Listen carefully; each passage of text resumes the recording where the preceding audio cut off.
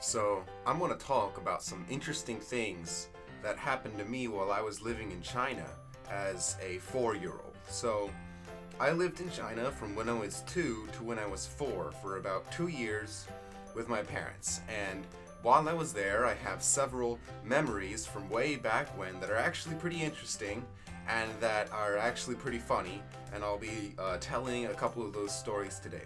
So, the first story I'm going to talk about is the bathrooms in the Chinese preschool. Now, in the Chinese preschool, we had these assigned bathroom times. Like, you could only go to the bathroom at a certain time of the day, and when you went to the bathroom, you had to go with the entire class at the same time. And so, we would all pile into this bathroom, and then the people who needed to go number 2 would stand at this trench in the ground, this long trench, and just pull down their pants. And like 5 guys would just pull down their pants along this long trench with water flowing in it, and they would, do their business. And you would get to see the other people's business floating down underneath your feet as you squatted over this trench. So that was one of the vivid memories I have of living in China. Another one of the memories I have of living in China is of eating shrimp crackers. Shrimp crackers are freaking amazing if you've ever had them. They're these little flakes that taste like shrimp. They're usually colored like red or, off red or something, but they taste like shrimp and they are absolutely amazing. And like pretty much every day we got shrimp crackers and rice gruel. I loved the shrimp crackers. I absolutely hated the rice gruel. That stuff was the nastiest stuff you would ever see. I mean, seriously, rice gruel is terrible. I mean, I don't dislike it as much as I used to back then, but I still very much dislike it. Another memory I have from when I was in China was we had nap times, of course. Usually we had, nap times like every preschool has. And I would, one day, I accidentally put on this random girl's pants instead of my own pants. And I didn't notice it until I was buckling it up, and I noticed they didn't fit very well. And I noticed this girl just looking at me, and everyone's just like, "What are you doing, Zeppi? What are you doing?" They were saying this in Chinese.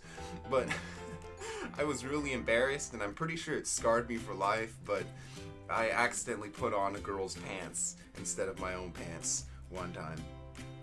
And I remember another time we had show and tell, and I brought this little popper car, a little car that when you rolled it across the ground, little beads inside of it went pop, pop, pop, pop, pop, pop, pop. And I was so proud of it, but I don't think anyone else liked it. They were all like, that's cool, Zebby, that's cool, bro, that's cool. And another memory I have of China is this a pretty Chinese style memory, the most Chinese one of my memories.